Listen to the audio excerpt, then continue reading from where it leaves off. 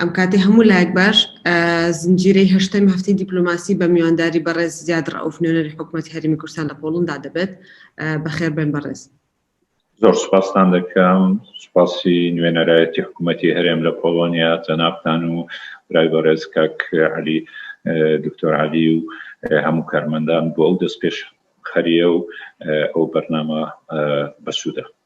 زۆر سپاس بۆ بەڕێزت. لە سەرتا پێم خۆشە باسێک لە نوێنەرایەتی حکوومەتی هەرێمی کوردستان لە پۆڵەندا بکەن و بە شێوەیەکی گشتی چالاکیەکانتان دواتر ئەندامانتان یاخود داڕشتەی ئێوە لە چی پێک هاتووە کار و چالاکیەکانتان فەرموون. زۆر سپاس. نوێنەرایەتی حکوومەتی هەرێم لە پۆڵۆنیا لە 2004 دامەزرا پاشەوەی بەڕێز کاک نێچیروان بەرزانی وەکو سەرۆکی ئەنجومەنی وەزیران منی ڕاستپارت کەوە ئەو ئەرکە وەربگرم و لە سەرەتا نوێنەرایەتی حکوومەتی هەرێمی پۆڵۆنیا لە شاری کراکۆڤ بوو لەبەرەوەی پەیوەندیەکانمان زۆر لەگەڵ هەرێمی ماوەپۆلسکە بوو کەوە پایتەختەکەی شاری کراکۆڤە و لەگەڵ زانکۆکانی ئەو شارە کە یەکێکیان زانکۆی یاگیلۆنیانە کەوە تەمەنی لە 600 ساڵ زیاترە. ڕێکەوتنامەمان هەبوو و دەستەیەک قوتابی دکتۆرا و ماستەری بەڕێز هاتن بۆ ئەوەی بخوێنن لێرە و سەرکەوتنانە خوێندنیان کرد و گەڕانەوە کوردستان خزمەت دەکەن لە جێگای زۆر هەستیار. ئیترەوە سەرەتایەکە بوو سەرەتای دامەزراندنی نوێنەرایەتی حکوومەتی هەرێمی کوردستان. دوایی وردە وردە پەیوەندیەکانمان فراوان کردەوە لەگەڵ هەرێمەکانی تری پۆڵۆنیا و هاتینە پایتەخت و نوێنەرایەتیمان ئێستا لە شاری وارشۆیە لە پایتەختی پۆڵۆنیا. ئەوە دەربارەی ئەو کاتەی کەوە نوێنەرایەتی دروستکات. بێگومان پێشی دروستبوونی نوێنەرایەتیش چالاکیەکی زۆر هەبووە لە پۆڵۆنیا. کورد لە ساڵانی 60ەوە هاتوونە بۆ پۆڵۆنیا بۆ خوێندن و دواتر کۆمەڵی خوێندکارانی کورد لە ئەوروپا لێرەش دامەزراوە و چالاکیەکی زۆر هەبووە. زۆر لەو چالاکانەی کەوە لێرە جێگای دەستیان دیارە عەلی غەفور کەوە یەکێک لە یەکەمین قوتابیان بوو لێرە. ئەو کاتی زۆر پەیوەندی هەبوو هاتووچوو بەڕێز شەهید قاسملۆ دەهات بۆ لای و لێرە چالاکیان پێکەوە دەکرد. ئیتر کولتوری چالاکی کورد لە پۆڵۆنیا دەگەڕێتەوە بۆ ساڵەکانی 60.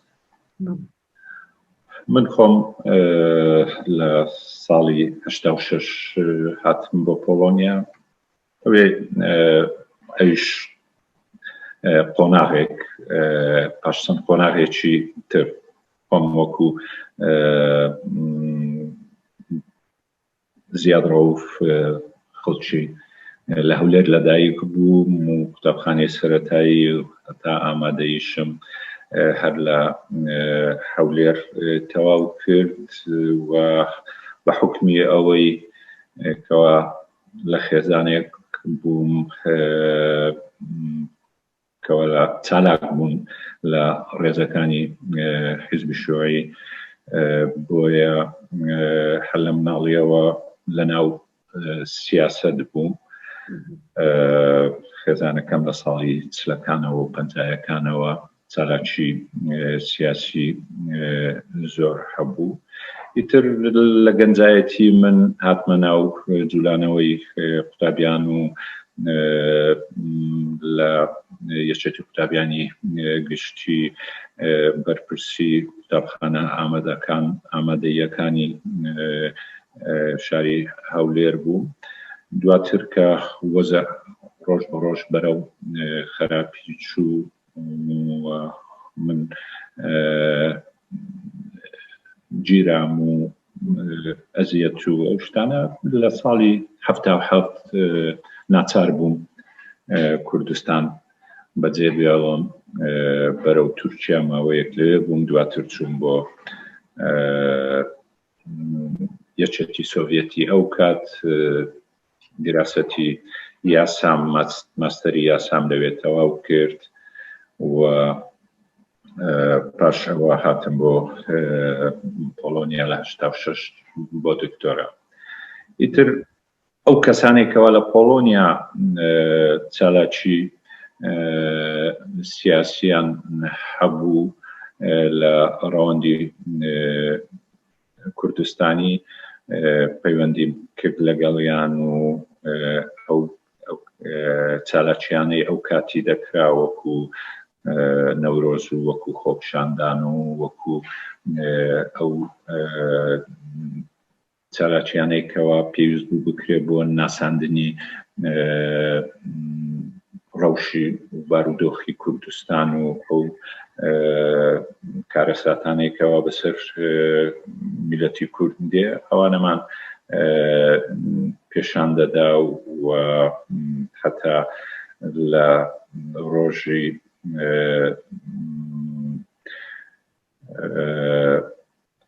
کەوا هەڵەبجە بۆم کرا بە کیمیا چوونە سەر سەفارەی عێراقی بە مزاهرە و لەگەڵ برادەرانی کورد بەشێکیان وەکو دکتۆر فەرمانی بەڕێز هێشتا ماوە لێرە، بەڵام کاک عەلی غەفور کەوا برایەکی گەورەی هەمومان بوو هەر لەوێن دەرێ تووشی جەڵتەی دڵ بوو، دوایی بردرا بۆ نەخۆشخانە. ئەنی ئەو چالاکیانە زۆر بوون لە پۆلۆنیا و بە حکمی ئەوەی کەوا پۆلۆنیاش خۆی وڵاتێک بوو کەوا لە سەدەی هەژدەمەوە هەتا سەدەی 20 نزیکەی 123 ساڵ دابەش کرا بوو. تر میلەتی کورد هەست و سۆزێکی تایبەتی هەیە بەرامبەر میلەتی پۆلۆنیا بەرامبەر میلەتی کورد و دایما کە باسی کورد و کوردستان دەکرێت دەڵێن ئێوە وەک ئێمەنا، ئێمە سربەخۆیمان وەدەستێنا، ئێوەش پێویستە ڕۆژێک سربەخۆ بن. ئەوە کورتە باسێکی پێشی دامەزراندنی نوێنەرایەتی. ئەگەر باسی چالاکی خۆم و کەسایەتی خۆم هەروەکو بیستم لە زنجیرەکانی پێشتر دەنابێت لەگەڵ برادەرانی نوێنەران و بەشداران پرسیارت کرد، من هەروەکو باسم کرد لە 77 کوردستانم بەجێ هێشت و خوێندنم دەست پێ کرد لە مۆسکۆ، بێگومان لەوێن دەرێش بەشداری هەموو چالاکیەکانی برادەرانی کورد بووین لەوێن دەرێ و دامەزراوەی کۆمەڵێک قوتابیانی کوردمان هەبوو لە ئەوروپا و کۆنگرەکانی بەرلین و براگ و ئەوانە بەشداریمان دەکرد. ئیتر دواتر لە پۆلۆنیا کە لێرە ئەو کار و چالاکیانە دەکرا و لە وەزعی سیاسی پۆلۆنیاش گۆڕا لە 89 کەوا سیستێمی سیاسی ئابووری خۆی گۆڕی، ڕێگا کرایەوە بۆ کار و چالاکی ئابووری. من دەستم پێ کرد بەو جۆرە چالاکیانە و خۆشحاڵانە زۆر سەرکەوتوو بووم و بە ماوەی چەند ساڵێک توانیم کۆمپانیەکی گەورە بەڕێوە ببەم کەوا لە بواری خزمەتگوزاری توریسم و گەشت و گوزاری و ڕێستۆران و هۆتێل و تازەکردنەوە و نوێژینەکردنەوەی باڵەخانە کۆنەکانی سەدەی 19 و 16 و 18 و ئەوانم کڕی و کردە من بە جێگای هۆتێل و ڕێستۆران و کۆنفرێنس و ئەو شتانە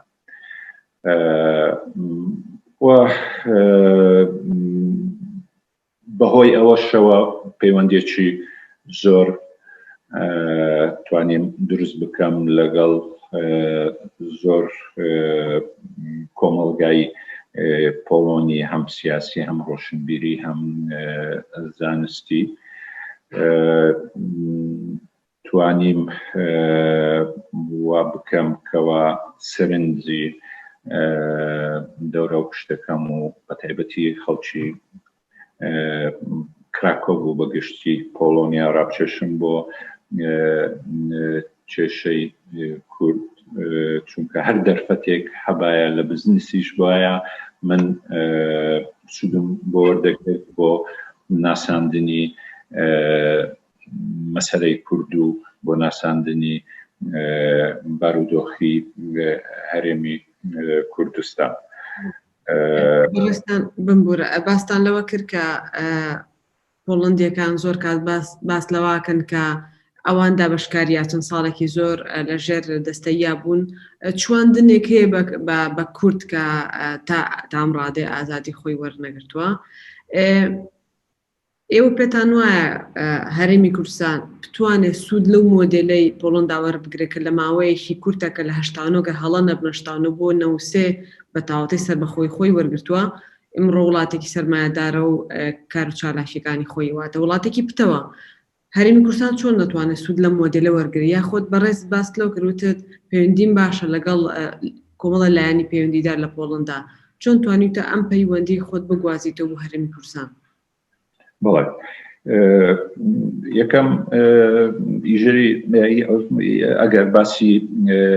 پەیوەندیەکانی خۆم بکەین لەگەڵ لایەنە پۆڵۆنیەکان من پێشەوەی ببمە نوێنەری حکوومەتی هەرێم لە 2003 توانیم داوا زانکۆکانی پۆڵۆنیا بکەم کەوا سەرۆک زانکۆکانی کوردستان بانگێژ بکەن و ڕێکەوتن نامە ئیمزا بکەن و سکۆلەرشیپ بدەن بە قوتابیانی کوردستان. لە مێژووی تازەی پۆڵۆنیا لە ساڵی 89ەوە هەتا ئەوڕۆ هەموو سەرۆکەکانی پۆڵۆنیا بێجگە لە یەک سەرۆکەوە لە کارەساتی فڕۆکە کۆچی دوایی کرد لەگەڵ گروپێکی گەورەی ئەوەکان ئەو سەرۆکەکانی تر هەموو هاتوونەتە ماڵی من بە کەسایەتی وە میێوانم بوونە سەرۆک وەزیرەکان دیپلۆمات کارەکانیان زۆر لە پەرلەمانتارەکانیان ئیتر ئەو پەیوەندیە نزیکەی کەوا هەیتم لەگەڵ پۆڵۆنیا ئەوەش لەبەر ئەوەیە توانیم نەوەک هەر مەسەلەی کورد پیان بگەێنم بەڵکو خزمەتی کۆمەڵگەی پۆڵۆنی و کولتوری پۆڵۆنی و ئەو شتانەش کەوا من لێرە چالاکم لێی چالاک بوویمە بیکەم بۆیە پۆڵۆنیا ڕێز لەوە دەگری و خەڵکی پۆڵۆنیا و چەندین خەڵات و مەدالیەی جۆرا و جۆریان پێم داوە وەکو ناسناوی متنەناسی ڕۆشنبیری ینی وەکو ڕەسوولی ثەقافە هەروەکو پێ دەڵێن و یاخود پێشماوەیەک پێشنیارکران بۆ باڵوێزی فرە کولتوری ئیتر ئەو پەیوەندیانە وای کردووە من توانیتم ئەو شتانە سوودی وەرگرم بۆ پەیوەندیە سیاسیەکانمان بینی هەرێمی کوردستان و بینی پۆڵۆنیا بە جۆرێکەوە هەتا لە کاتێکی زەحمەت وەکو کاتی گشتپرسی و ڕفێرەندوم کەوا دەرگامان لێداخرا و پێشتریش زۆر وڵاتان دژی ئەوە بوون وڵاتی پۆلۆنیا بە فەرمی وەزارەتی دەرەوە هیچ ڕەوشێکی دژایەتی ئەوەی نەکرد و سەرۆکی فەخری بەرلەمان کەوا ئەو کات کۆرنێل مۆراڤێتسکی بوو ئێستا کوڕی ئەو سەرۆکوەزیرانی پۆلۆنیایە هات بۆ کوردستان وەکو چاودێر وە گوتی لێرە و لە کوردستانیشکەوە ئەگەر کورد نەبوایە کریستیان نەدەمان لە ڕۆژهەڵاتی ناوەڕاست وە کورد پێویستە دەوڵەتی خۆیان هەبێ و پێشی ڕفێرەندومیش لە ناو بەرلەمان لەگەڵ من کۆنفرێنسیەکی ڕۆژنامەوەی سازدا و لەوێش هەر ئەو قسانەی کرد و پشتگیری پێشاندا بۆ سربەخۆیی کوردستان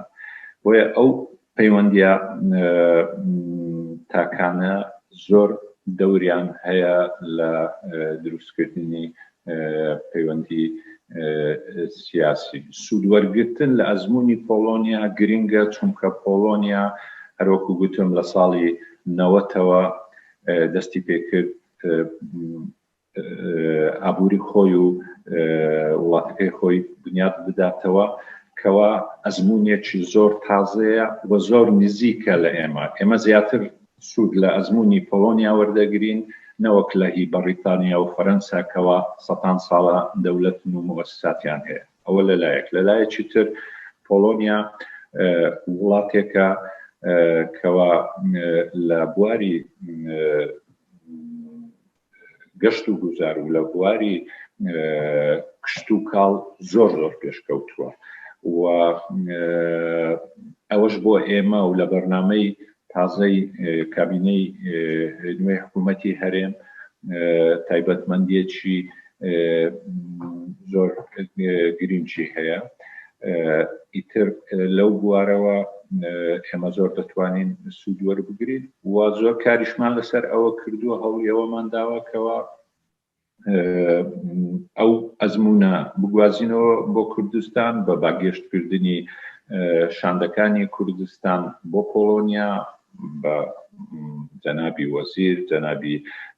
بەرپرسی دەستەی وەبەرهێنان دکتۆر محەممەد شوکری چەند وەزیرێکی تر وەزیری گەشت و گوزارمان بانگێشت کردووە بێجگە لە شتەکانی ترکەوە ئێستا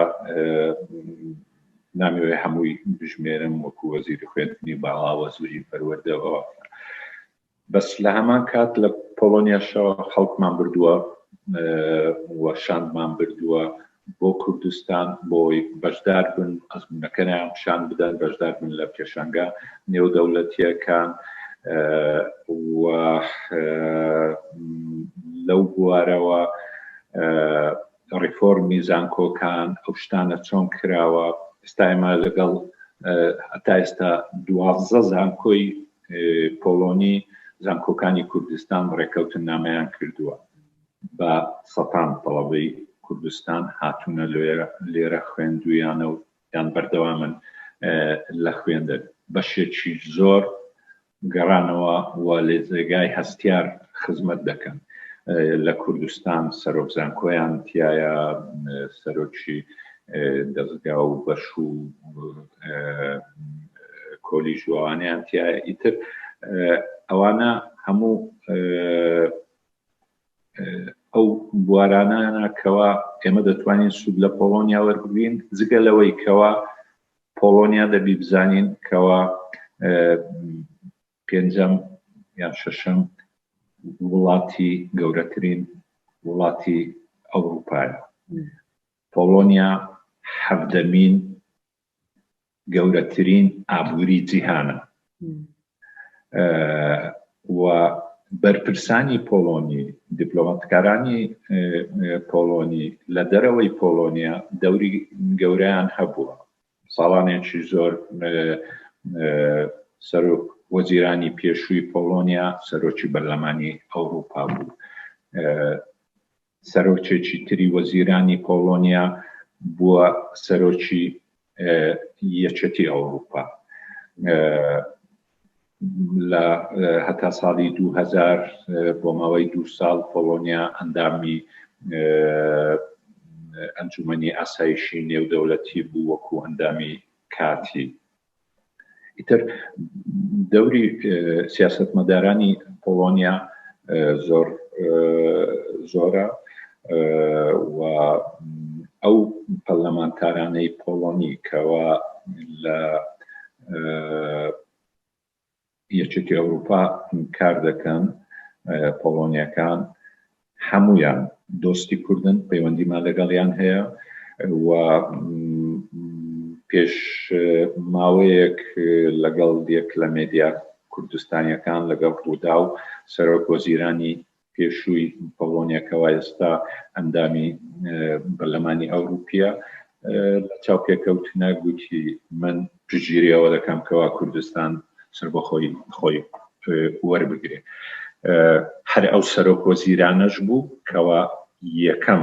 سەرۆک وەزیرانی جیهان بوو هاتە کوردستان ساڵی 2005. هەتا 2005 هیچ کەسێک لەو ئاستە بەرزەوە بۆ کوردستان بە فەرمی نەهاتبوو. مارک بێلکە وەکو سەرۆک وەزیران توانیمان پاشکارێکی زۆر وا بکەین کەوا سەردانی کوردستان بکە و ئەوە ڕێگای کردەوە بۆ سەرۆک وەزیران و سەرۆکانی وڵاتانی تر دوای ئەوە بێن سەردانی کوردستان بکەن و بە فەرمی کۆ ببنەوە لەگەڵ سەرۆکی هەرێم و لەگەڵ سەرۆک وەزیران و لەگەڵ بەرپرسانی ئێمە. بۆیە پۆلۆنیا جێگای دەستی دیارە و زۆر خزمەتی کردووە لە بواری هەرێمی کوردستان. یەک لە وڵاتەکانی کەمی ئەوروپا بووکەوە پشتگیری ڕووخاندنی ڕژیمی سەدامی کرد لە 2003 و هێزەکانی پۆلۆنیا سەرپەرشتی هێزی دووسێ وڵاتی ئەوروپای ڕۆژهەڵاتیان دەکرد وەکو ئوکراینیا و بولغاریا و ئەوانە و هاتن لەگەڵ هێزە ئەمریکیەکان کەوا ئەو کاتی زۆر وڵاتانی تر هاوپەیمانانی ئەمریکا دژی ئەو هەنگاوە بوون کەوا ڕژیمی بەغدا بڕوخێنرێ بۆ جۆرە. بێجگەلەوە لە ساڵانی نەوەتیش کە کۆڕەویەکە بوو ئێمە لە 91 هەستاین بە باسکردنی ئەو کارەساتەکەوە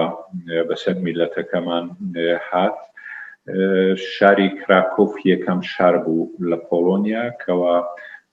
دەست پێش خەریک کرد بۆ کۆکردنەوەی یارمەتی مرۆیی و لە کراکۆوە چەند سیارێکی باڵهەڵگری بە یارمەتی ڕێکخراوی پزیشکانی بێسنوور و ڕێکخراوی خاشی سۆر و ئەکویلیبری فەرەنسی یارمەتیمان کۆکردەوە و نردمان بۆ کوردستان. دوای ئەوە بووە هاندەرێک بۆ ئەوەی لە 1992 کۆمەڵی دۆستایەتی پۆلۆنی کوردی ڕێک بخەین کەوا تا ئەوڕۆژ هەر کار دەکا بە ناوی سەنتەری کوردی و دەیان چالاکی ڕۆشنبیری و هونەری و سیاسی ڕێک خستووە و ڕێک دەخا بەردەوام. ئیتر پەیوەندیەکانمان لەگەڵ پۆلۆنیا تەنیا پەیوەندی سیاسی نییە بەڵکو پەیوەندی زانستیمان زۆر فراوانە و لە بەرنامەی جۆرا جۆر و سکۆلەرشیپ و ئێرازموس و خوێندنی قوتابیان بە جۆرێکی تایبەت لەسەر ئەسڵی خۆیان ئەوانش هەیە. جگەلەوە ڕۆشنبیری پەیوەندیەکانمان زۆر فراوانە بەدەیان پێشانگامان کردووە، پێشانگای هونەری و فۆتۆگرافی و زۆر هەوڵمان داوەکەوە بە فراوانی کۆمەڵگەی پۆلۆنی ڕۆشنبیری کوردی بناسی، ئەویش لە چوارچوەی فیستیڤالەکان کەوە خۆمان کردومانە و یاخود ئەو فیستیڤالانەی کەوە حکوومەتە خۆجێیەکانیان ئەوانەی کردەکەن ئەومان بەژاریمان کردو. ئەوەی کە ئاگادار بووم لە ڕابردووە هەتاکو ئێستا کۆمەڵە چالاکی کللتوری زۆر باشتان هێناوتە بەرهەمهێنان. هەر ساڵی پار بۆنێک ئاگادار بووم پێشانگایەکی هونەریتان کردەوە. ئایا هۆکاری ئەوەی کە لە ڕووی کللتوریەوە زۆر گرنگی بە دیوە کللتوریەکەیان بۆ ئەوەیە کە زیاتر ئەو پەیوەندیە دۆستایەتی خەڵکی پۆڵندا گەلی پۆڵندا ڕاکێشن بەرە و کۆمەڵگای کوردی بە پێچەوانەوە ئایا ڕوویاواتە ئیشەکە ئەو فستیڤالانیا ئەو چالاکیانی کە توانیوتانە کللتوری کوردی پێ نمایشکەن لە پۆڵندا کامانە بوون بەگشتی لە بەرامبەر ئایا خەڵکی پۆڵندی خوازیارە بێتە هەرێمی کوردستان بۆی باز لە خۆیکە؟ بەڵێ بێگومان ئێستا لەو سەردەما زیاتر ئێمە دەتوانین پشتگیری و عەتف و سۆزی خەڵک وەربگرین نابە شەڕ و چەک و ئازایەتیمان بەڵکو بەوەی کەوا خاوەنی کولتور و مێژوو ڕابردوویەکی خۆمانین و زەنجینین و ئەوە پێویستە پیشان بدەین و ئێمە ئەوەمان بەردەوام پێشان داوە لە فیستیڤالی واکەوە مانجێک بەردەوام بووە، هەر هەفتەیەک جۆرێک چالاکی بووە. لە 2003 ئەو فیستیڤالەی کردمان لەناو ئەو فیستیڤالە پێشانگای هونەری هاوچەرخی کوردستانی بوو کەوا لە مۆزەخانەی نەتەوەی نمایش کرا. لە کۆتایی ساڵ وەزیری ڕۆشنبیری خەڵاتی باشترین پێشانگای ساڵەکەی پێبەخشی. پاشەوە زۆر پێشانگای ترمان کرد، بەڵێ بۆ هونەرمەند ئەحمەد نەبەز دوو پێشانگا و سیمینارێک بۆ هونەرمەند بەهرەم حاجۆ و لە پێشانگا ئەوانەی کراوە بۆ کۆمەڵێک هونەرمەند زۆربەی باشترین هونەرمەندەکانی کوردستان وەکو کاکتەرەنی جەمیل و وەکو مالڤە و وەکو ئەوانی تر بەشداریان کردووە و بەردەوامیشن پرۆگراممان هەیە بۆ ئەوەی پێشانگای تر بکەین. خۆشحاڵانە من لەبەرەوەی گرنگێکی تایبەت بە هونەر و ڕۆشنبیری دەدام بە حکمیەوەی لە خێزانێکی وە گەورە بووم کەوە دوو مامم هونەرمەندی ناسراون لە کوردستان خواری خۆش بوو، محەممەد عارف و مامۆستا سلێمان شاکر. ئیتر من لە ناو جەوی هونەری ئەوانە مەرسەمەکانیان گەورە بوویمە و زۆر هونەر دۆستم، بۆیش زۆر لە پۆلۆنیا ڕێز لەوە دەگرن بۆ ماوەی 6 ساڵ لەسەر داواکاری وەزیری ڕۆشنبیری پۆلۆنیا ئەندامی دەستەی ئەنجومەنی مۆزەخانەی نەتەوەی پۆلۆنیا بووم. دواتر لەسەر داواکاری سەرۆکی شاری کراکۆف بۆ ماوەی 3 ساڵ ئەنجومەنی مۆزەخانەی کراکۆف ئەندام بووم. لە سنتەری ڕۆشنبیری جیهانی زیاتر لە 20 ساڵە ئەندامی دەستگای بەڕێوەبردنی ئەو سنتەرەمە و هەوڵ دەدەم ئەو دام و دەستگایانەی کولتوری پۆڵۆنیا سوودیان لێوەربگرم بۆ ئەوەی کولتوری کوردیش نمایش بکەم و پیشان بدەم و پێیان بناسێنم. ئەوەش هەتا ئێستا سەرکەوتوانە توانیتم. جگەلەوەش خۆشم زۆر دڵخۆشم بەوەی کەوا دەتوانم بڵێم لەوانەیە ئەگەر یەکێک نەبم لە گەورەترین بەڵام ئەگەر گەورەترینیش نەبم یەکێک لە گەورەترین کۆلێکشنەکانی کەوا کورد هەیەی هی منە زیاتر لە 5,000 کاری هونەری لەناو کۆلێکشنەکەم هەیە کەوا هی هونەرمەندانی ئەوروپی و جیهانی و کوردینە. ئیتر بەڕای من گرنگیدان لەلایەن نوێنەرایەتی بە لایەنی ڕۆشنبیری و ناساندنی ڕۆشنبیری و هونەری گەلەکەمان زۆر گرینگە. ئەوە زیاتر وا دەکا دۆستان لێمان تێبگەن و زیاتر پشتگیریمان بکەن. کۆتا پرسیارم بۆ بڕست ئەوەیە لە ئێستادا سەرقاڵی چ پرۆژەیەکن و چی لە پرۆگرامتانە هەیە بۆ جێبجێکردن دواتر داهاتوی خۆتان یاخۆ ڕوانگەی ئێوە لە بینی ئەم پەیوەندێ دۆستایەتێکە لە ڕابردوویەکی دوورۆ تاکو ئێستا توانیتە دروستی بکەن چۆن نەبینیت؟ خۆی ئێمە لەو ساڵ و نیوەی دوایی بەرنامەیەکی زۆرمان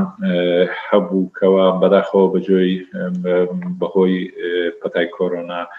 جێبەجێ نەکرا لە کۆنفرێنس و لە پێشانگا و لەو جۆرە چالاکیانە هەروەها چالاکی جۆرا و جۆری پەیوەست بە ئەو شتانێکەوە لە کوردستان پێویستە. بۆ نمونە لەگەڵ مۆزەخانەی ئاوشڤیتس کەوا 2,000 سەردانمان کردن و وەفدی وەزارەتی شەهیدان هات و لەگەڵ جەنابی وەزیر و ڕێکەوتنامەمان ئیمزا کرد کەوا یارمەتیمان بدەن لە کوردستان بۆ ئەوەی بە جۆرێکی زانستیانە و جۆرێکی هاوچەرخ کارەساتی ئەنفال پیشان بدەین هەروەکو ئەوان لە ئاوشڤیتس کردویانە و ئامادەی خۆیان پیشاندا و وەفدی وەزارەتی شەهیدان لێرە هات و ئەو شتانەی هەموو دیت. پێویستە ئێماوە جێبەجێ بکەین ئەوان بێنە کوردستان و چاوەڕێی ئەوە دەکەین بارودۆخەکە چاک بێتەوە بۆ ئەوەی لەو بوارە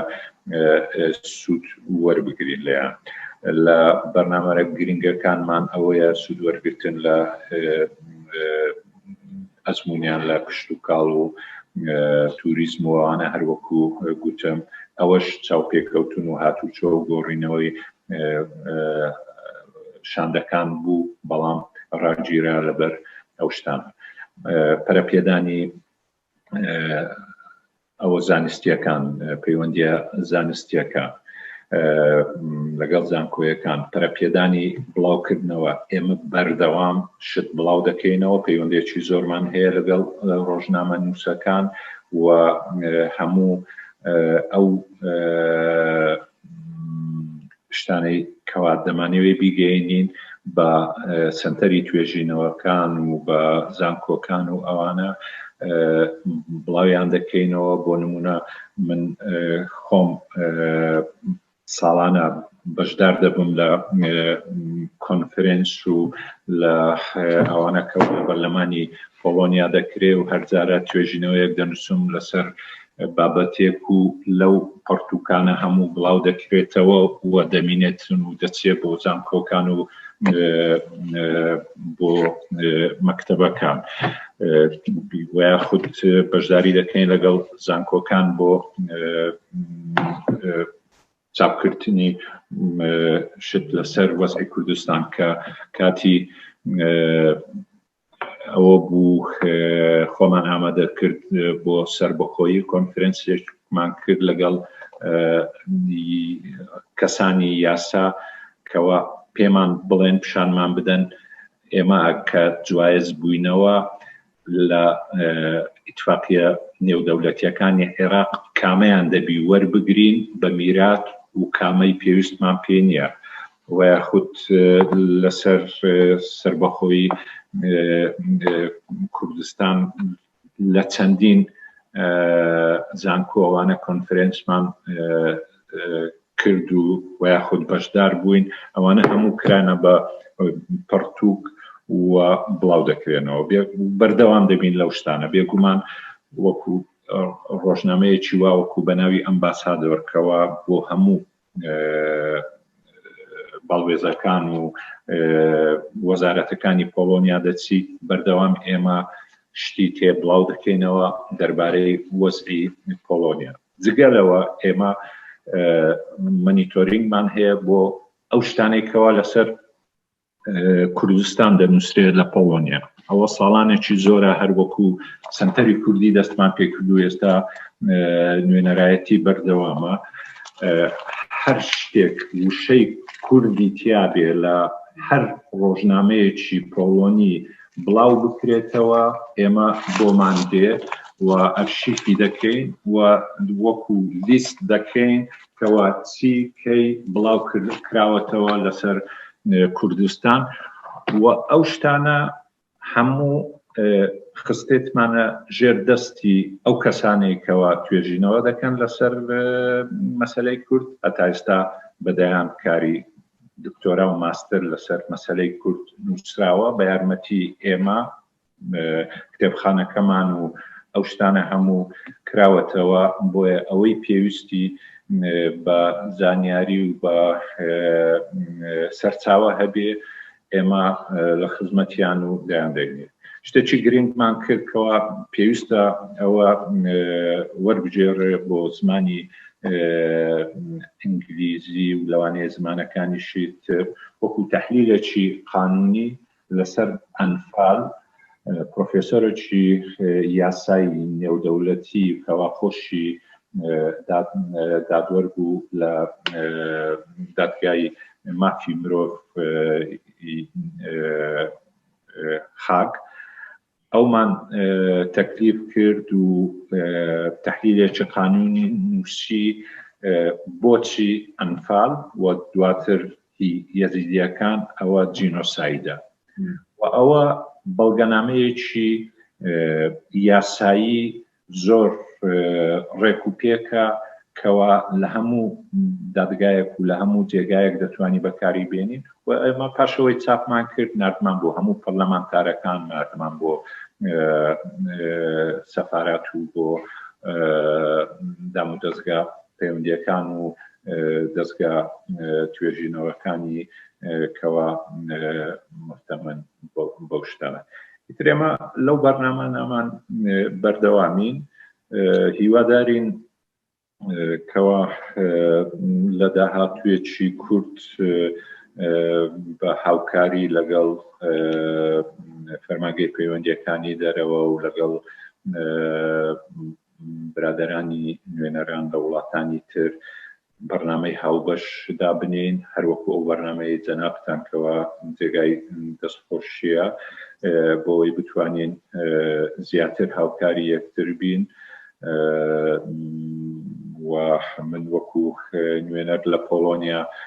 دەبی بڵێم کەوا بۆ نمونە نوێنەرایەتیمان لە بروکسێل پەیوەندیەکی باشی هەیە لەگەڵ دیپلۆمات لەگەڵ پەرلەمانتارانی ئەوروپا پۆلۆنیاش و جێگیری سەرۆکی پەرلەمانی ئەوروپا بەڕێز چارنێتسکی کەوا دۆستی ئێمەشە بە هاوکاری لەگەڵ بەڕێز کاک دلاوەر چوو سەردانی کوردستانی کرد و